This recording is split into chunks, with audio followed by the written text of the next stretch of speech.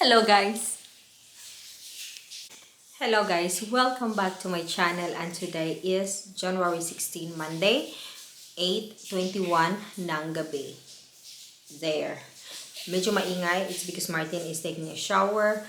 Nag-swimming siya kanina and then now he's taking a shower. So, bayaan nyo na medyo maingay. So, nandito pa rin kami sa, anong tawag nito? Bungalow Residencies. Tapos, we've just changed our room kasi yung other room doon is electric fan lang siya. And then, mainit siya at hindi nakakatulog masyado si Martin. So, now we've moved here dito sa aircon na kwarto.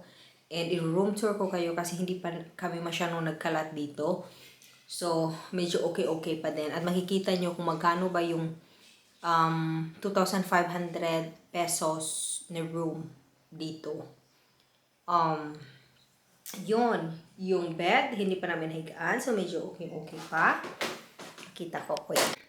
As soon as you come in, sa right side, andito na yung bed. Ganyan. So, may dalawang towel. Yung isa is ginagamit ni Martin. And ito ay, tapos may libreng shampoo, toilet paper, at sabon. And then, sa right side naman maganda kasi parang may night table. So, nalalagyan ng mga kung anik-anik. And then, may socket din dyan. So, easy access yung pag-charge ng phone. Tapos, may ceiling fan. So, pwede pala siyang i-ceiling fan. Pwede din siyang i-aircon. There. Tapos, pagkatingin nyo dito, medyo makalat na. Pero, that's the way it is. Kasi yung, wala talaga silang cabinet. Parang open lang. So, may, parang lamesa kami dito. And this one, yung mga snacks namin. Kasi kailangan natin kumain para hindi tayo magutom sa bakasyong ito.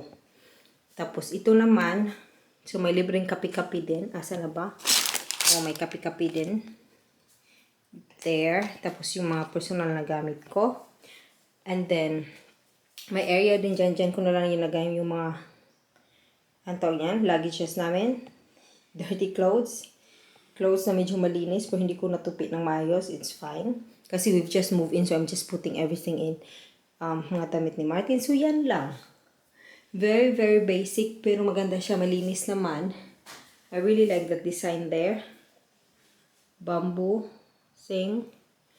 Tapos yung toilet door. Sobrang ganda din. Tapos, hindi na natin bubuksan. Alam nyo na kung ano yung toilet. Oh my God. May nakita akong medyo problema. Tingnan nyo sa itaas. So, there's a hole in there. And tapos, nilagyan lang nila ng, ng cover na papel. There. So, pag umulan, delikado tayo. No, I don't know. Maybe it's fixed. I don't know. But it's fine. It's clean. There's a nice bed to sleep. Okay na yan. No problem. So yun, ang ating mabilisang room tour sa 2,500 sa Bungalow Residencies. Tapos may, sila guys, may swimming pool. So it's nice, pero medyo walking distance siya sa dagat. Medyo walking distance. Mga 10 minutes walk sa dagat. Pero that's fine. Ayaw din natin ng dagat masyado ngayon kasi ang bilis ng ang wave ba, medyo delikado kasi parang ang lakas. So anyway, yun. And then what we're gonna do a bit later, Martin's just preparing himself. And then we're gonna go out and we're gonna have dinner.